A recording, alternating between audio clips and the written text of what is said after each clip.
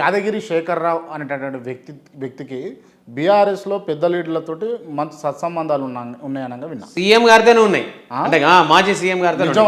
నిజమే, చాలా సందర్భాలు ఫోన్ కూడా ఒప్పుకుంటారా? 100% ఒప్పుకుంటారు కదా, 100%. మీరు అవసరం ఫోన్ చేసి ఒక్క నిమిషం అన్న. లాస్ట్ టైం మీరు ఎమ్మెల్సీ క్యాండిడేట్గా నిలబడాలని చెప్పేసి నిశ్చయించుకురా? నామినేషన్ వేసినా ఎందుకు విత్డ్రా చేసుకురు?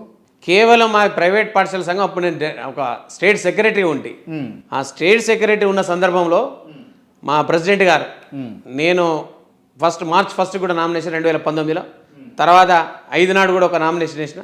8 నాడు మమ్మల్ని ప్రగతి భవన్కి పిలిచారు. ఒక 15 మంది మా యొక్క ప్రెసిడెంట్ కానీ మాకు సంబంధించిన వర్గం అంతా కూడా ప్రగతి భవన్ పిలిచారు. అప్పుడు పెద్దలు హరీష్ అన్న, కేటీఆర్ గారు, వినోద్ గారు, పల్లె రాజేశ్వర రెడ్డి గారు, చాలామంది, ఒక గంప అంటే అనేక మంది, గోవర్ధన్ గారు, నారదాస్ గారు, డాక్టర్ సంజయ్ గారు, అప్పుడున్న ఎమ్మెల్యే సుంకే రవిశంకర్ గారు. ఏం జరిగింది అక్కడ? చాలా 3 గంటల చర్చ జరిగింది. దేని గురించి? ప్రైవేట్ పాఠశాలలు నువ్వు గెలిచినా కానీ ప్రైవేట్ పాఠశాల ఇష్యూస్ మీద వస్తావు కదా, ఆ సమస్యలే కదా సాల్వ్ చేసేది. మాకు క్షేత్రస్థాయి నుంచి మా పార్టీ బలగం ఉంది. రాబోయే రోజుల్లో ఎంపీ ఎలక్షన్స్ ఉన్నాయి. మేము ఒక బీసీ, అంటే అక్కడ ఉన్న స్వామిగౌడ్ గారు పోతున్నారు, దానికి సంబంధించిన పార్టీ ఈక్వేషన్స్ అనేక రకాలుగా ఉంటాయి.